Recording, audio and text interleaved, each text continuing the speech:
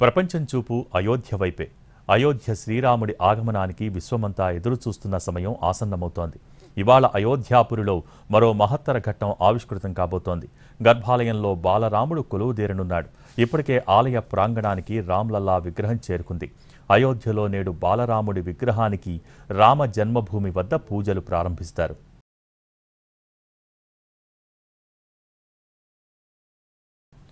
అయోధ్యకు వస్తున్న భక్తులకు ఉచితంగా భోజన సదుపాయం కల్పిస్తున్నారు అయోధ్యావాసులు. స్థానిక రామ మందిరాలలో ఈ ఏర్పాట్లు చేశారు. జై శ్రీరామ్ నినాదాలతో మారుమోగుతున్నటువంటి అయోధ్యలో ఇక్కడికి వచ్చే భక్తులందరికీ కూడా, శ్రీరామ భక్తులు కావచ్చు, కరసేవకులు కావచ్చు, దేశవ్యాప్తంగా ఇక్కడికి వస్తున్నటువంటి భక్తులందరికీ కూడా ఉచితంగా భోజనాలు ఏర్పాటు చేయడానికి స్థానికంగా ఉన్నటువంటి అయోధ్య వాసులంతా కూడా రెడీగా ఉన్నారు. ప్రతిరోజు దాదాపు 2000 కేజీలకు పైగా బియ్యం, 500 కేజీలకు పైగా ప్రత్యేకమైనటువంటి వంటకాలతో కూడా సిద్ధమవుతున్నటువంటి పరిస్థితి ఉంది.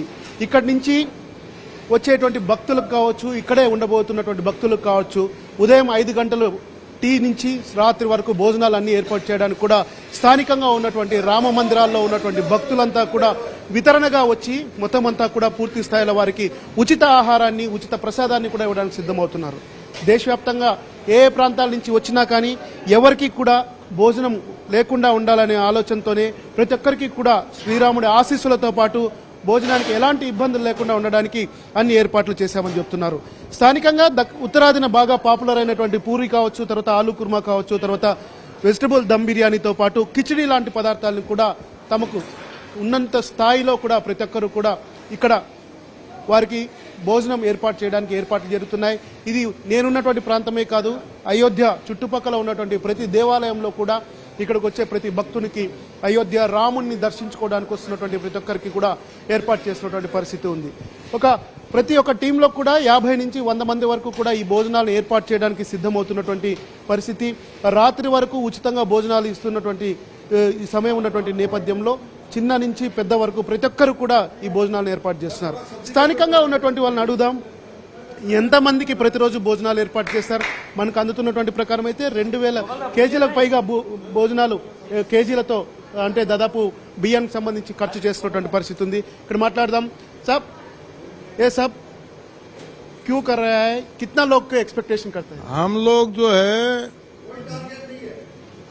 जो है 5-6 दोस्त हैं. हम लोग बैद्यनाथ धाम में हर साल 1 महीना सेवा देता है.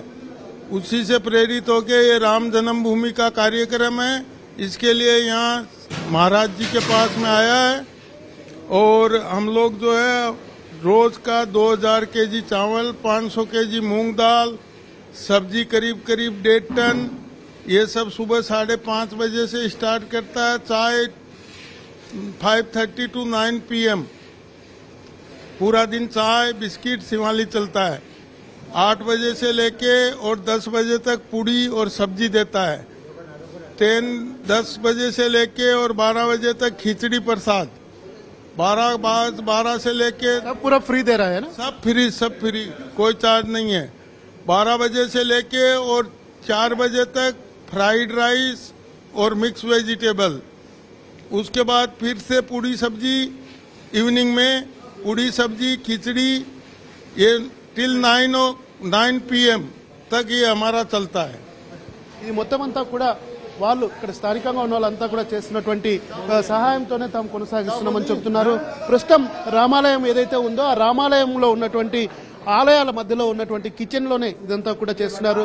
చిన్న పెద్ద ముసలి ముతుక అంతా కూడా శ్రీరాముని సేవలో